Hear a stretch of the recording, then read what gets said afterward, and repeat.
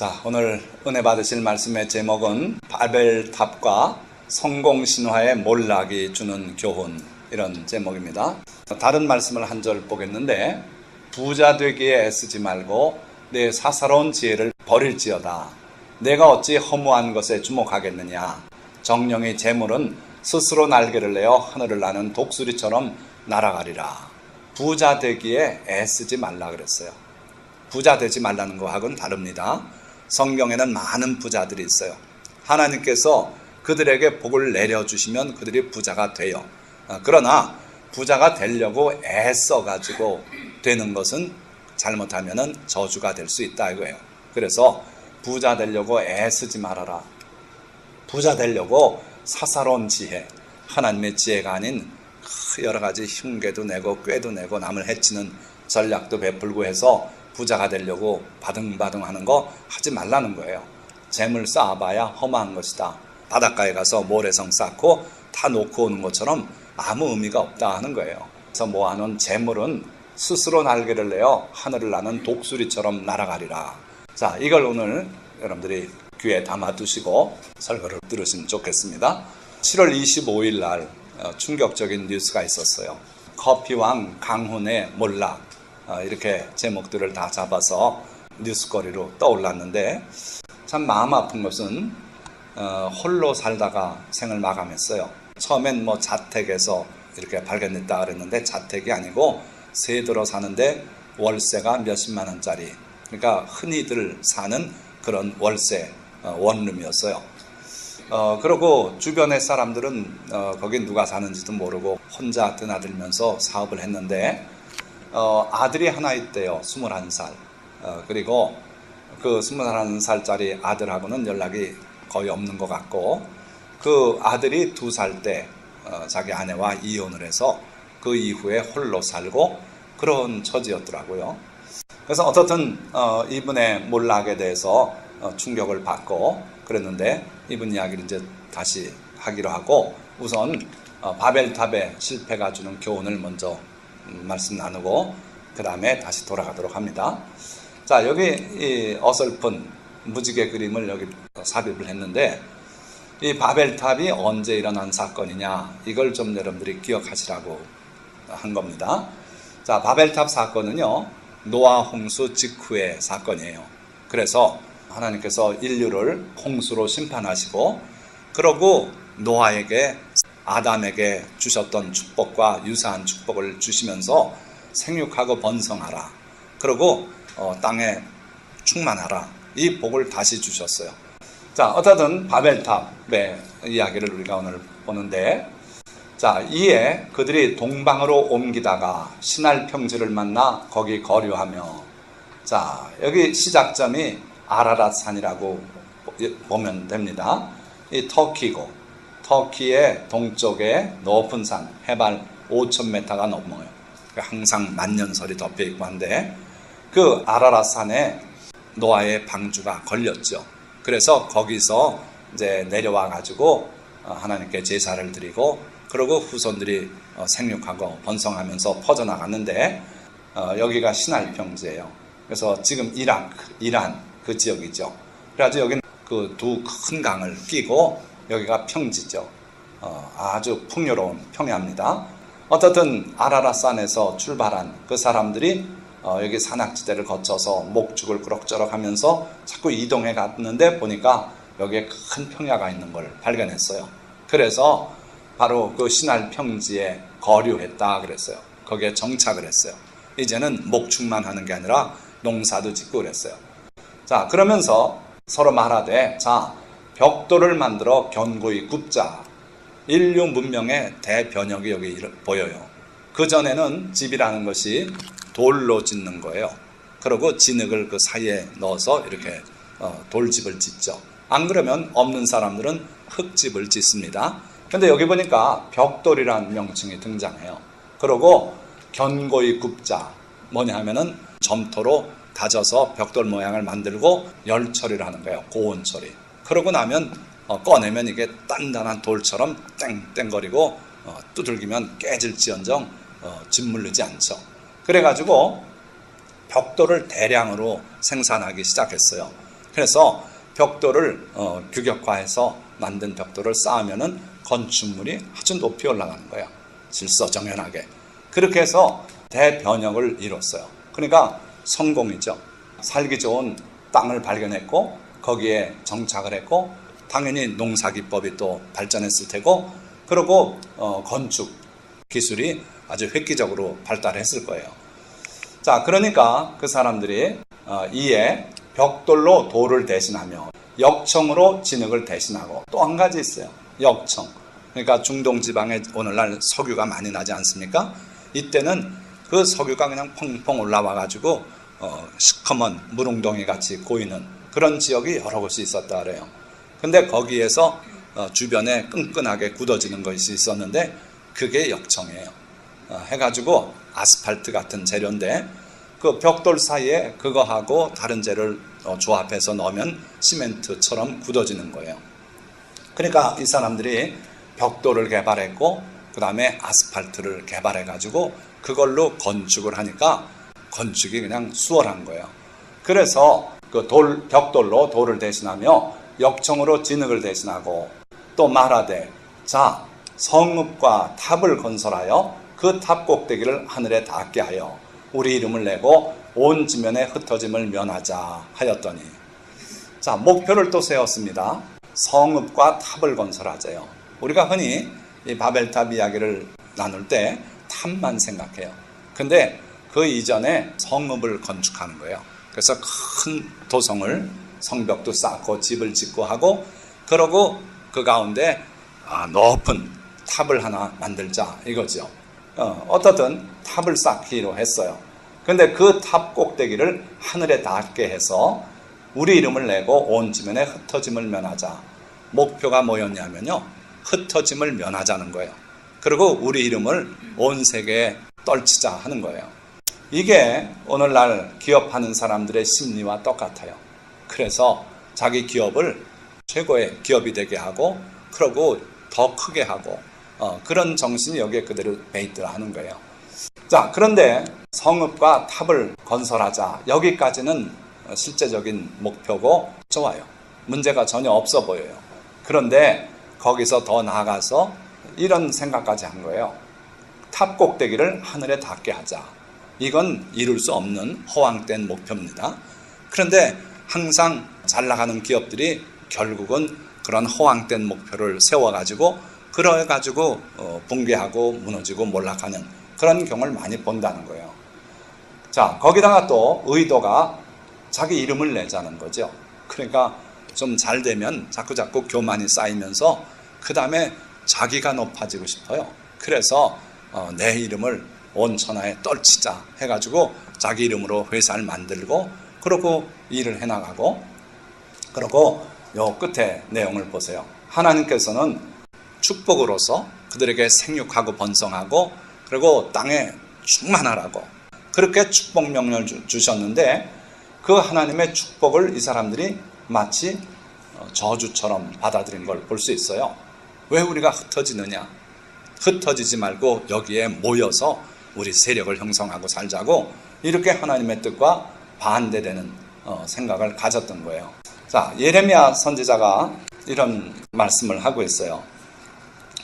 내가 누구에게 말하며 누구에게 경책하여 듣게 할꼬 보라 그 귀가 할례를 받지 못하였으므로 듣지 못하는도다. 보라 여호와의 말씀을 그들이 자신들에게 욕으로 여기고 즐겨 듣지 아니하니. 무슨 말씀이냐면요. 하나님께서 그 백성을 살리시려고 심판 가운데서도 바벨론이 쳐들어오는 가운데서도 너무 많은 사람이 희생되지 않도록 하려고 예레미야 선지자를 통해서 거듭 말씀하셨어요. 뭐냐면 바벨론에게 항복해라. 순종해라. 그러면 너희가 살고 그리고 내가 너희를 다시 나라를 세워주겠다. 70년 만에 돌아오게 하겠다. 그랬는데 이스라엘 백성들은 그 하나님의 말씀, 예레미야를 통해 하는 말씀을 마치 욕으로 여겼어요. 자기들을 욕하는 것처럼 책망하는 것처럼 망하라고 하는 소리처럼 그렇게 받아들였다 이거예요. 자, 마찬가지로 지금 이 바벨탑을 쌓고 있는 이 사람들은 하나님께서 그들에게 주신 축복 명령을 마치 저주처럼 생각하고 오해를 했던 거예요. 그래서 흩어짐을 면하자고 그래요. 우리가 이 땅에 살면서 자칫하면 하나님의 계명을 등한히하고 하나님의 본뜻을 모르면은 이렇게 하나님의 뜻을 곡해하고 잘못 나가는 수가 있다 이거예요. 자, 그렇게 되니까 하나님께서 개입을 하시는데 항상 우리가 나가는 길을 하나님이 관심 있게 보시다가 정 삐뚤어 나가면 개입하시는 경우들이 있어요. 그래서 여호와께서 사람들이 건설하는 그 성읍과 탑을 보려고 내려오셨더라. 하늘에서 땅에 강림하셔서 실제로 그들이 하는 일을 보시는 거예요. 여호와께서 이르시되 이 무리가 한 족속이요 언어도 하나이므로 이같이 시작하였으니 이후로는 그 하고자 하는 일을 막을 수 없으리로다. 하나님조차도 우리 인류가 한 언어고 한 마음으로 움직여 나가면 그거 제어하기가 어렵다는 그런 말씀을 하는 거예요. 그러니까 여기서 하고자 하는 일이란 말은 오해하지 마시기 바랍니다. 노아 홍수 전에 하나님께서 인간의 마음을 살펴보니까 그 마음속에서 일어나는 모든 생각이 어려서부터 악하더라 그랬어요. 그래서 도저히 놔둘 수 없고 심판할 수밖에 없다. 그래서 노아 홍수를 하나님이 내리신 겁니다. 그 똑같은 구조로 된 문장이에요. 그러니까 그 하고자 하는 일, 마음에 의도하는 바가 악한 생각을 가지고 지금 이 일을 한다 이거예요. 그래서 지금 흐트러 놓지 않으면 나중에는 막을 수 없다.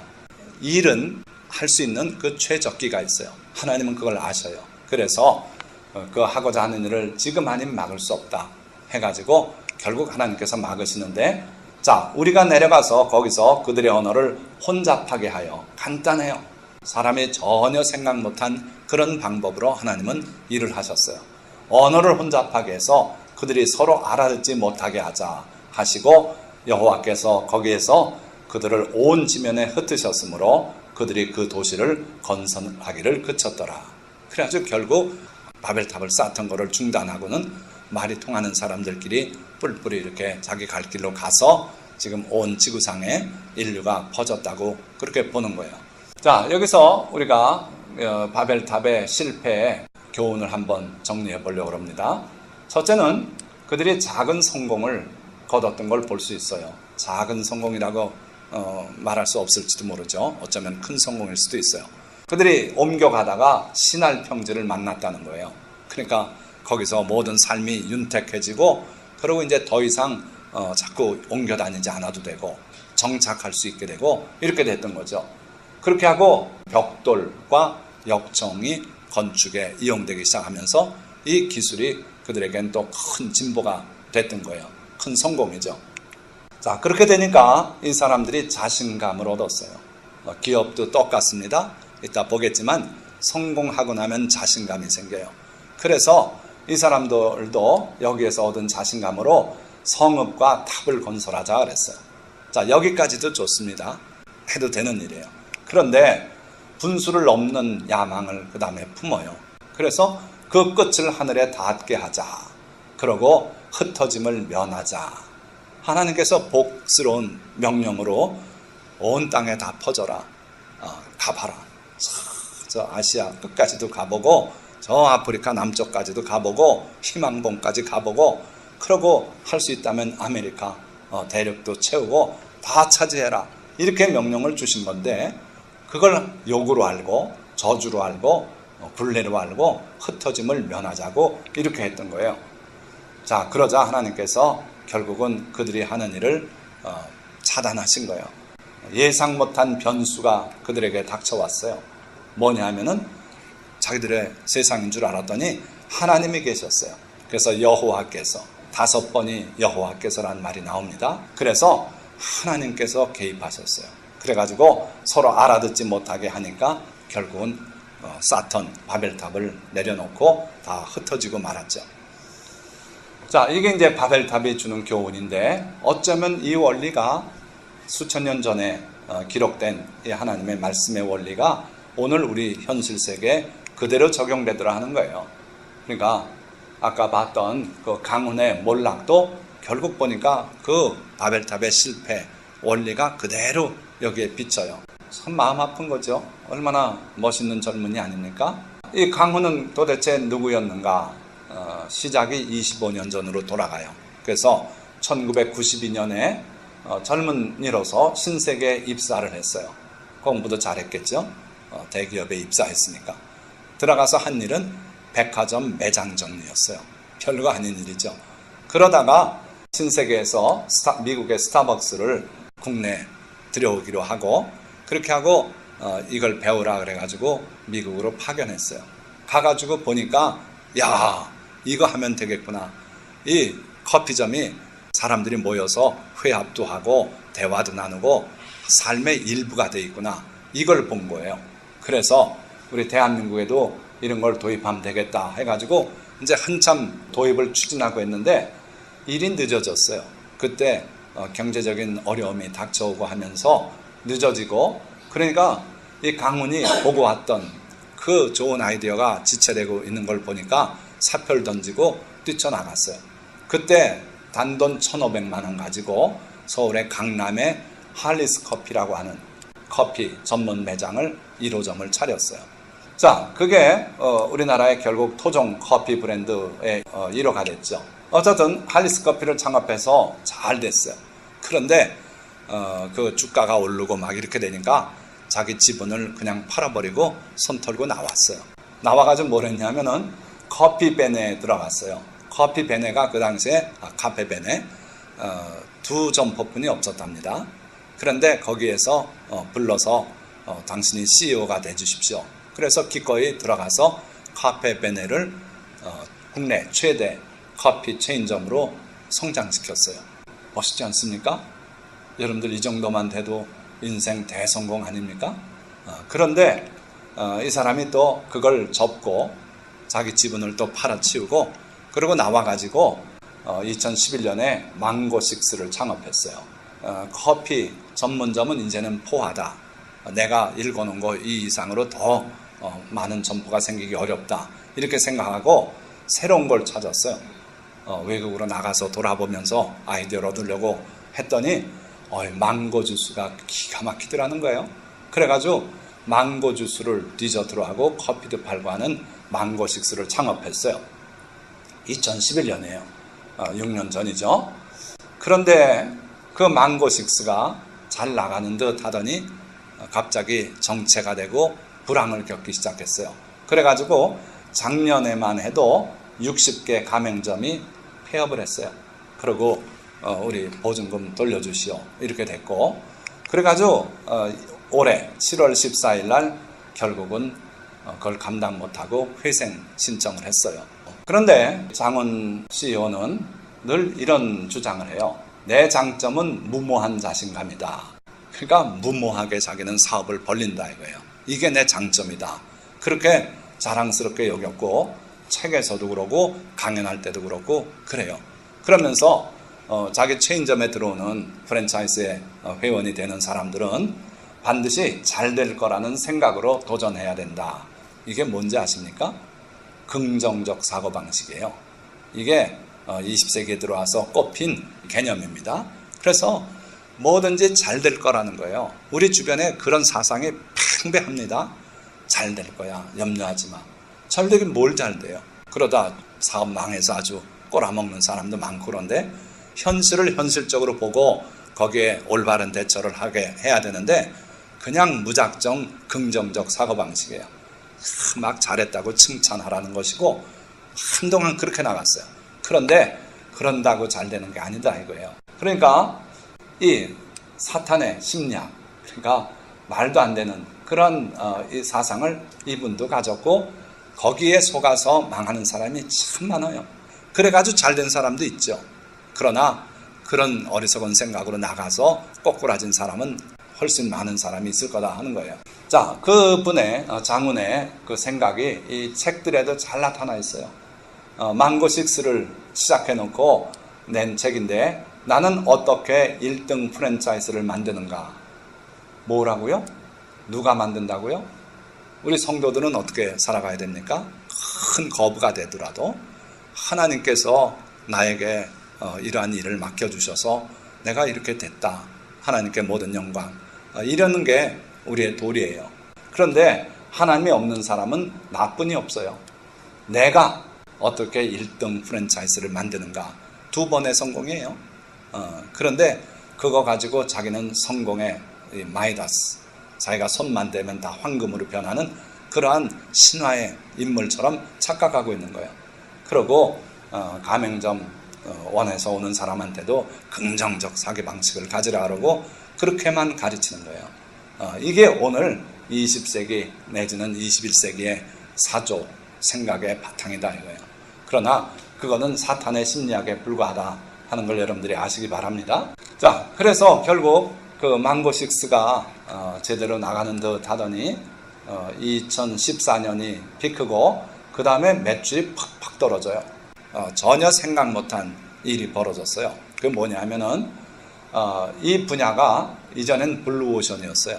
체인점만 열면 가맹점 하겠다고 막 들어오고 그러고 또 점포만 열어놓으면 사람들이 막 들어앉아서 마시고 했는데 너무 많이 생겼어요. 비슷한 게 생전 처음 듣는 그런 이름들이 많이 생겼어요.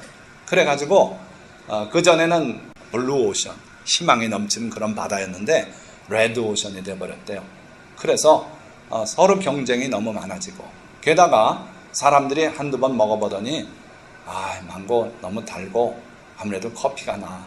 그러다 보니까 매출이 팍팍 떨어져요. 이러다 보니까 가맹점 주들이 우리 못하겠다, 적자 나서 안 되겠다 그러고 탈퇴를 하는 거예요. 그러다 보면 가맹점에 보증금을 돌려줘야 되잖아요. 1년에 60집이 폐업했어요. 그럼 그것도 그 금액이 상당히 크고요.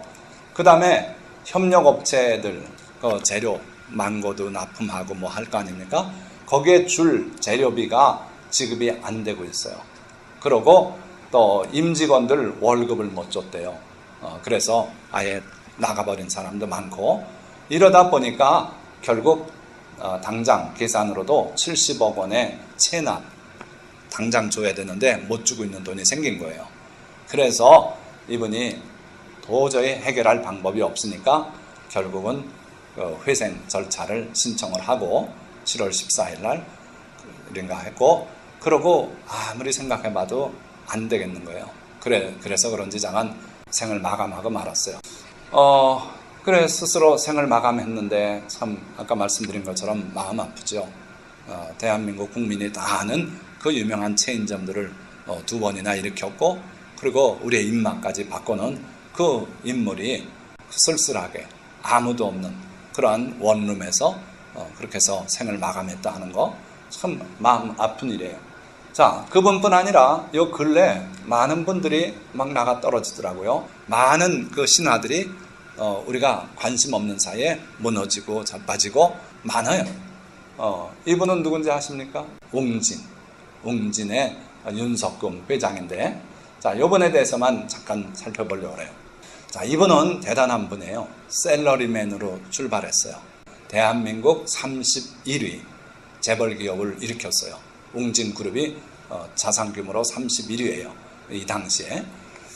자, 그래서 셀러리맨도 재벌 그룹을 일으킬 수 있다는 하나의 신화가 된 분이죠. 자, 그런데 2012년 10월에 결국 은행 관리로 들어가게 됐는데 왜 그러냐면 엉뚱한 기업들을 막 확장했어요. 그러니까 계속 사업이 잘 되어왔고 점점 커오는 그 추세에 맞춰서 뭐든지 된다고 생각한 거예요. 그래서 에너지화학, 또 중화학, 또 금융업 별걸 다 벌렸어요. 출판업에서 시작한 회사가 이렇게 벌렸어요. 그래가지고 장사가 안 되니까 부채가 얼마가 생겼냐면 1조 5천이억이에요. 여러분들 1억만 해도 큰 돈 아닙니까? 그런데 1조 5천이억의 부채가 생겨서 결국 은행 관리로 넘어갔는데 이분이 어떻든 은행 관리로 들어갈 때 고백한 내용이에요. 제가 사업 욕심을 부리다 보니까 더 키우고 잘해야겠다는 생각이 들었습니다. 이거예요, 이거. 더. 조금만 잘 되면 그 다음에 더 큰 걸 자꾸 생각해요. 그게 전혀 나쁘다는 건 아닙니다. 그러나 하나님의 은혜 안에서 해야지 지나치면 반드시 망해요. 그래서 이분도 더 키우고 잘해야겠다는 생각이 들었고 그게 돌이켜보니까 자만심이었을 수도 있습니다. 그동안 잘해왔기 때문에 다른 업종으로 확대해도 잘할 수 있을 것으로 생각했습니다. 망하는 원리를 말씀드리는 거예요. 자, 그동안의 추세선을 그려요. 그리고 앞으로도 그 추세선으로 나갈 걸로 가정하면 망합니다. 잘 기억하세요. 지금처럼 그대로 간다고 생각하면 안 돼요. 왜냐하면 여러 가지 변수들이 있는데 그 변수를 상수로 고정하고서 사업계획을 해요. 이자율은 그동안에 어떻게 됐으니까 앞으로 어떻게 된다. 그런데 그게 무너질 때가 많아요. 추세선대로 가리라고 생각하면 반드시 망해요. 거기에 급격한 변화가 늘 올 수 있다는 거예요. 자, 그런데 이분은 그동안 잘해왔기 때문에 그 추세선대로 우리가 확장하면 또 그대로 될 거로 그렇게 생각해서 망했던 거죠. 그러니까 이 몰락에 덫이 있다. 이런 올무를 산에 많이 설치해서 야생 짐승들이 많이 다치고 그럽니다. 자, 우리 사회도, 우리 살아가는 세상도 이런 올무가 많이 있다 이거예요. 그래서 사탄이 우리를 그 올무에 잡혀서 망하게 되기를 바라고 그렇게 우리에게 올무를 씌우려고 그래요. 자, 문제는 잘 피해야 돼요. 올무에 들지 말아야 된다 이거예요. 자, 앞에서 우리가 그 바벨탑의 교훈과 또 몰락한 성공신화의 교훈에서 공식을 하나 끌어낼 수 있어요. 그러니까 성공신화가 몰락하려면 이런 과정을 밟는다. 자, 열심과 성실과 땀과 지혜를 발휘해서 노력하면은 성공해요. 크고 작은 성공들을 거둬요. 그렇게 작은 성공들, 이거는 우리가 노력해서 성실히 하다 보면 이루어지는 수가 많아요. 자, 그런데 이때 내 능력으로 내가 이룬 것이다. 내 노력으로 내가 일했지, 내가 밤샘하고 내가 노력했지. 그렇게 말할 게 아니다 이런 거예요. 그 재물 얻을 능력을 주신 분이 여호와 하나님이시다. 기억하라 이거예요. 그래서 우리가 잘 돼서 크고 작은 성공을 거두면은 하나님께서 내게 능력을 주셨고 복을 주셨고 이런 여건들을 주셨다. 이걸 기억하라 이거예요. 그렇지 않고 내가 잘났다. 예수 믿는 건 주일날 가서 예배는 드리는 거고 그러나 내가 사업해서 성공했다고 생각하다 보면 덫에 걸려요. 자, 이렇게 성공을 하다 보면요 자신감이 생깁니다. 자만심이라고 아까 그 윤석금 회장은 말했어요. 그래서 자꾸 자신감이 붙어요. 하나 둘씩 하는 대로 성공하다 보면 아, 이렇구나, 나도 재벌이 될 수 있겠구나, 이런 생각들을 품기 시작한다 이거예요. 그러면서 남을 낮춰봐요. 이게 교만이에요. 그냥 내 꿈만 크면은 교만은 아닙니다.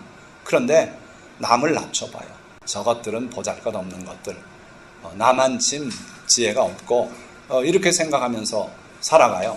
자, 거기다가 하나가 더 추가돼요. 탐심이 추가됩니다.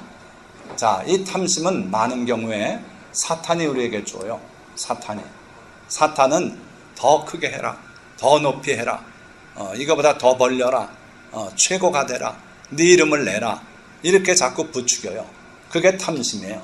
그래서 과도한 자신감이 있고 남을 무시하는 교만이 싹트고 거기다가 탐심까지 들어오면요, 그 다음에 하는 일이 무모한 계획을 세워요. 무모한 계획. 아까 바벨탑은 그 꼭대기를 하늘에 닿게 하자, 그런 소리 했잖아요. 그런 식이에요.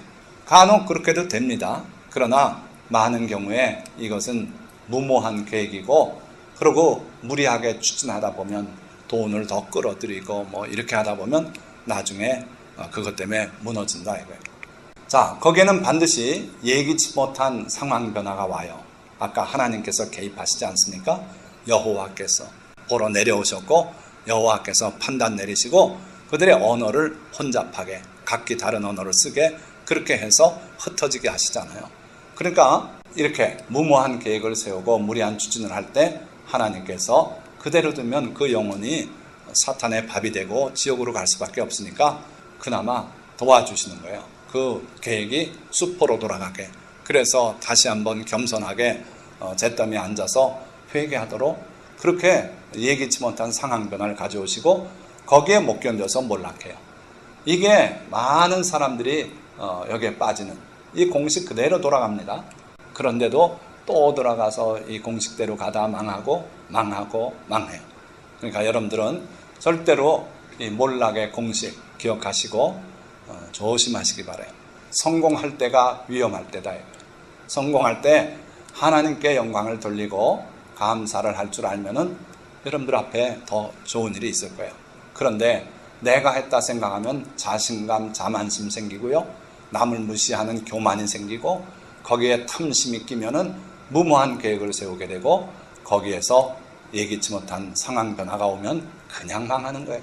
이런 과정으로 망한 사람이 한둘이 아니올시다.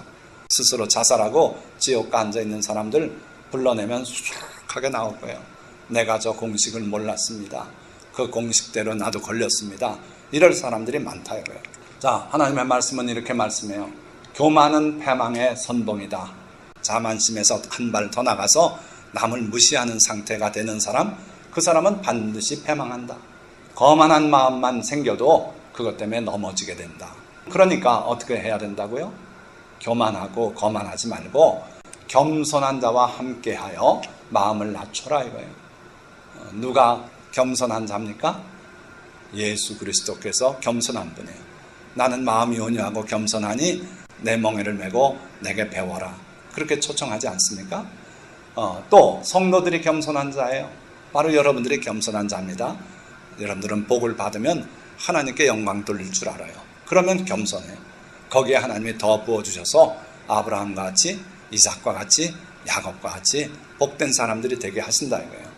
그러니까 겸손한 자와 함께해라. 절대로 교만한 자와 함께해서 탈취물을 나누는 거 이거 조심하라 이거예요. 세상 부자는 되게 교만합니다. 남을 무시해요. 자기가 최고인 줄 알아요. 자기 지혜가 최고인 줄 알고 그래서 자기는 부자가 됐다고 생각하고 남을 깔아뭉겨요. 그런 사람들과 너무 함께하지 마세요. 거기 붙어서 왔다 갔다 하고 교제하고 하면 큰 무슨 득이 생길 줄 아는데 그렇지 않아요. 여러분들 영혼이 상하고 거기서 잘못된 걸 배운다 이거예요. 삼가 말씀에 주의하는 자는 좋은 것을 얻나니 여호와를 의지하는 자는 복이 있느니라. 결국 하나님의 말씀에 귀를 기울이라 이거예요. 그래서 아까 처음 읽은 말씀 기억하십니까? 뭐라 그랬어요? 부자가 되기에 애쓰지 말라 그랬어요. 그것들은 다 독수리처럼 날개를 내고 날아간다 그랬어요. 헛된 것이라 그랬어요. 그러니까 그런 하나님의 말씀에 주의하는 자는 좋은 것을 얻을 것이다. 그가 얻는 것은 다 복된 것이 되고 하나님의 은혜로 받는 것이 돼요. 그가 부를 누리더라도 그 부는 해로운 부가 아니고 우리를 이롭게 하는 부가 될 수 있다는 거예요. 여호와를 의지하는 자는 복이 있느니라. 자, 하나님을 의지한다는 게 결국 뭐냐? 말씀에 귀를 기울이는 게 하나님을 의지하는 거라 이거예요. 그래서 같은 말씀을 2번 하는데 달리 표현했어요. 말씀의 주의, 하나님의 말씀을 읽으면은 그거를 신경 써서 읽고 지키려고 노력하는 자세, 그게 바로 하나님을 의지하는 자예요. 그런 자는 복이 있다. 좋은 것을 얻게 될 것이다. 그러니까 교만, 거만 이건 다 넘어지게 하는 거예요. 그러니까 절대로 여러분들의 마음에 교만이나 거만이 자리 잡지 못하도록 주의하세요. 잘 될 때 이런 마음이 생겨요. 제가 곧 중학교 들어가서 시험 봐가지고 1등 했다고 그거 가지고 교만이 들어왔잖아요. 또 시험 치니까 또 1등, 또 1등 반장하고 이러니까 교만이 들어와서 남들이 다 밑으로 보이고 그러니까 어떻게 돼요? 하나님께서 치는 수밖에 없잖아요.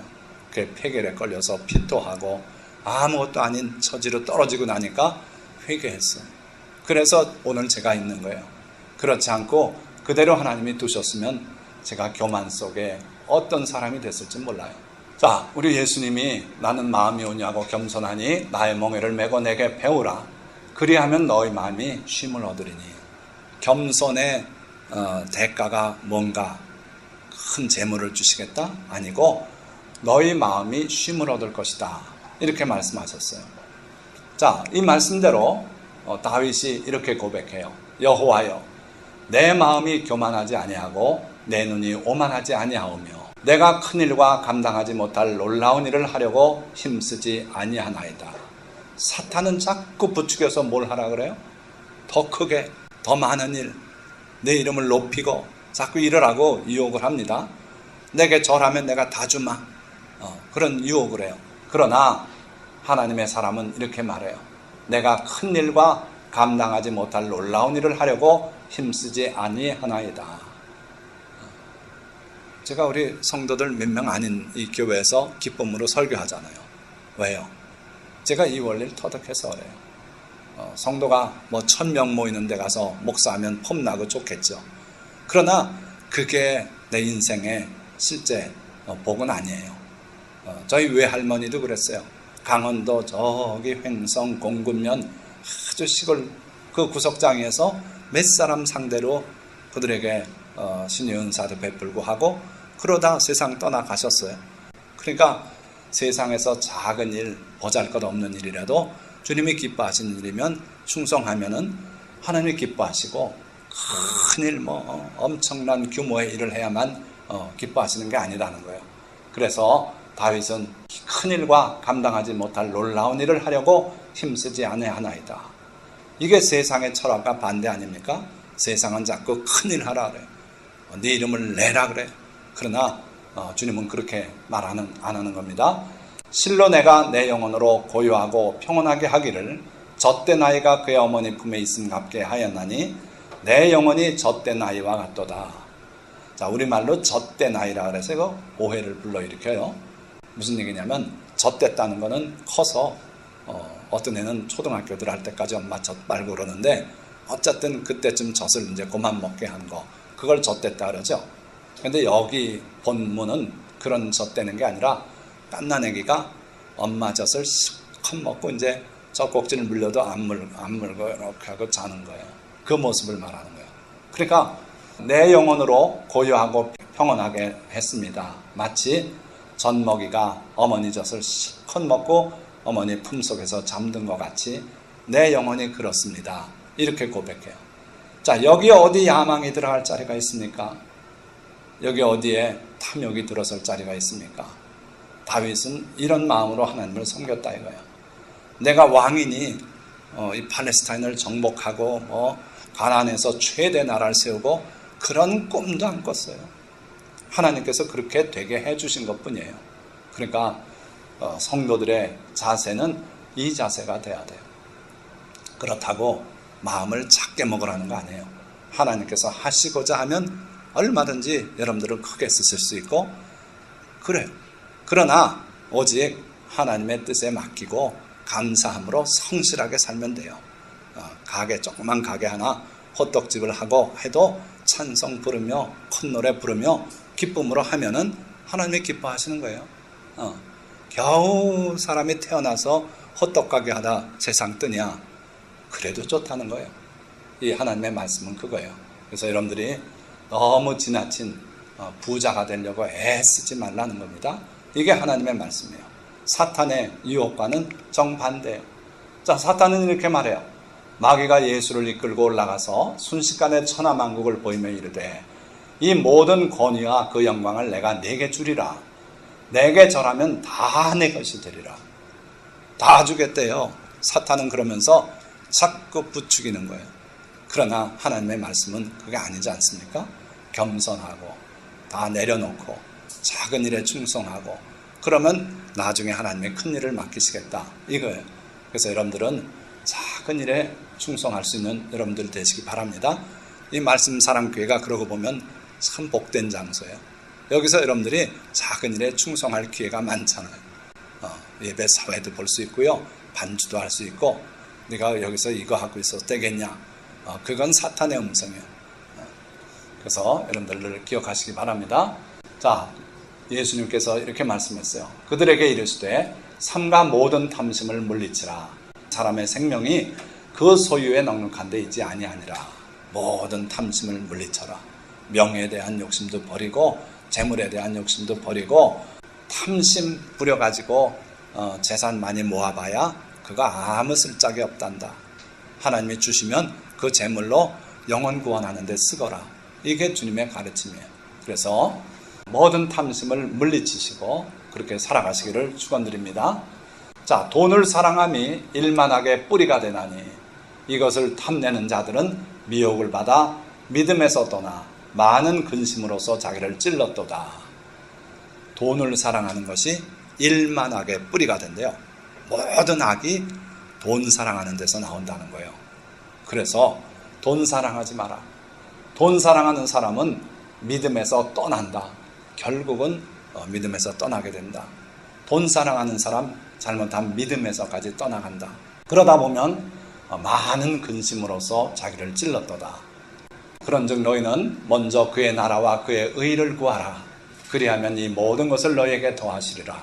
성도는 부자가 되려고, 재물을 얻으려고, 돈을 모으려고 그렇게 살아서는 안 된다는 거예요. 먼저 그의 나라와 그의 의를 구하라. 하나님의 영광을 위해서 살아라. 그러면 이 모든 것을 더해 주신다. 그 나라와 그 의를 구하는 게 도대체 뭡니까? 여기 아주 구체적인 예가 있어요. 그 후에 예수께서 각 성과 마을에 두루 다니시며 하나님의 나라를 선포하시며 그 복음을 전하실세 12 제자가 함께하였고 여러 여자가 함께하여 자기들의 소유로 그들을 섬기더라. 이게 두 부류가 보여요. 예수님 말고, 예수님 하나님의 아들이시고 12 제자가 함께하였다. 예수님과 늘 함께하면서 나중에는 그 예수님의 하던 일을 그들이 했어요. 자, 멋있지 않습니까? 그런데 그들 말고 가려져 있던, 잘 모르는 그 부류가 또 있었어요. 여자들이에요. 여러 여자가 함께하여 자기들의 소유로 그들을 섬기더라. 자기 재산 가지고 그 젊은 장정 예수님의 12 제자, 또 그 외 70도 제자들, 이 사람들을 다 먹였어요. 그러고 경비도 거기서 쓰고 해서 예수님의 사역이 가능하게 했던 여인들이 있었어요. 바로 이걸 말하는 거예요. 그러니까 여러분들이 오늘날 예수님 따라다니면서 밥 해드리고 그럴 일 없겠지만 교회가 돌아갈 수 있게 헌금하는 게 바로 그 일을 하는 거예요. 그 나라와 그 일을 구하는 게 되는 거예요. 빠진 사람 구한다는 게 아니라 추구한다는 겁니다. 그래서 하나님의 나라를 먼저 추구하고 내 사적인 일보다 하나님의 교회가 안정적으로 돌아가도록 뒷받침하는 일을 먼저 하고, 그럴 때 하나님께서 이 모든 것, 너희에게 있어야 될 것, 살아가는 데 필요한 모든 것, 직장도 그렇고 건강도 그렇고 재산도 그렇고 다 주시겠대요. 다. 과연 그렇게 하셨는가? 자, 그렇게 복 누린 사람 예를 소개해드리고 마칩니다. 자, 아브라함의 경우 하나님께서 이런 약속을 하셨어요. 내가 너로 큰 민족을 이루고 내게 복을 주고 내 이름을 창대하게 하리니 너는 복이 될지라. 이 말씀 따라서 아브라함이 하나님이 인도할 땅으로 나섰죠. 결과적으로 어떻게 됐습니까? 재산이 불어가지고요, 그 조카 롯도 재산이 불어서 그래가지고 둘이 같이 다닐 수가 없어요. 그때는 목축업을 하니까 가축인데 너무 많아졌어요. 은금도 많아졌다 그랬어요. 그래서 결국은 아브라함이 조카 롯 보고 우리 갈라서자. 우리 재산이 너무 많아서 같이 다닐 수가 없구나. 그래서 롯 보고 네가 먼저 택하라. 그렇게 해서 갈라서지 않았습니까? 그 과정에서 보면 아브라함은 탐욕이 없는 걸 알 수 있어요. 조카 보고 네가 선택해라. 네가 좋은 쪽 선택하면 난 반대로 가마. 그랬어요. 그래서 탐욕 없는 양보의 사람 아브라함이. 한 번은 그 조카 롯이 소돔에 사는데 전쟁이 일어나가지고 다 잡혀갔어요.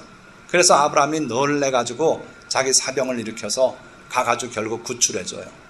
그러고 돌아오는데 그 소돔 왕이 환영을 나와가지고 하는 소리가 내 사람들만 돌려주시고 그리고 재물은 당신이 다 취하십시오.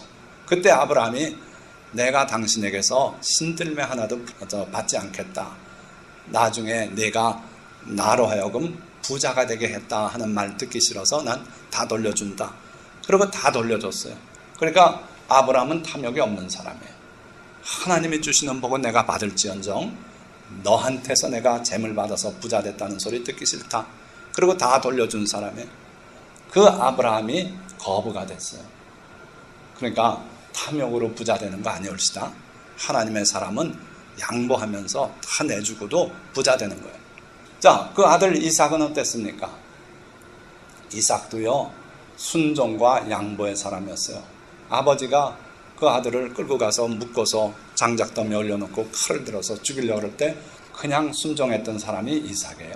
기가 막힌 사람이에요. 그리고 그 다음에 아버지 아브라함은 돌아가시고 자기가 이제 주인이 됐는데 우물을 가지고 이웃 사람들이 자꾸 시비를 걸어요. 이 우물 원래 우리 조상이 썼던 자리다. 내놔라. 줬어요. 또 가서 다른 우물을 팠습니다. 그랬더니 와서 또 시샘하느라고 메꿔버려요. 그래 또 다시 가서 우물 파고요. 네 번째 우물을 팠을 때 더 이상 시비가 안 붙어서 거기서 이삭이 농사를 졌어요. 하나님께서 그 해 농사질 때 100배 나오게 하시고 결국 큰 부자가 되게 하셨다 그랬어요. 그러니까 얼마나 양보해요. 자꾸 양보한 거예요. 3번씩이나 양보하고 그러고 다투지 않고 물러나고 하니까 하나님께서 그에게 복을 내려주셔서 그 사람이 창성하고 왕성하여 마침내 거부가 돼요. 성경이 과장하지 않아요. 큰 부자가 됐어요. 그러니까 여러분들 부자가 되려고 애쓰고 사사로운 지혜 가지고 다투고 소송하고 분쟁하고 이러지 마십시오. 양보하십시오. 그래도 하나님이 복을 내려주신 큰 창대하게 거부가 된다 이거예요. 자, 마지막 사람 야곱 보세요. 왜 제가 세 사람 예 만드냐 하면은 하나님께서 내가 누구라 그러셨습니까? 내가 아브라함의 하나님이요, 이삭의 하나님이요, 야곱의 하나님이라 그러셨어요. 우리 하나님은 이 세 사람에 베푸신 그 하나님의 권능과 축복을 우리에게도 베푸시려고 내가 아브라함의 하나님이었다. 너에게도 그렇게 할 수 있다. 내가 이삭의 하나님이었다.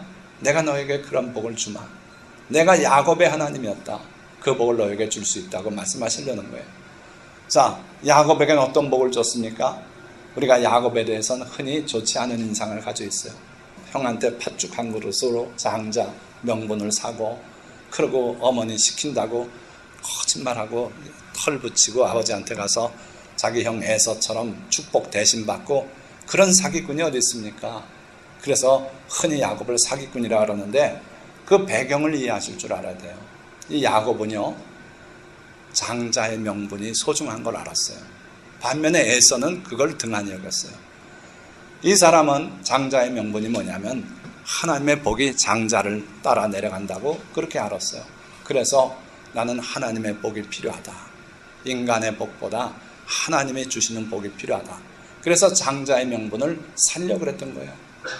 또 아버지가 빌어주는 그 축복, 그게 하나님의 복이라는 걸 알았어요.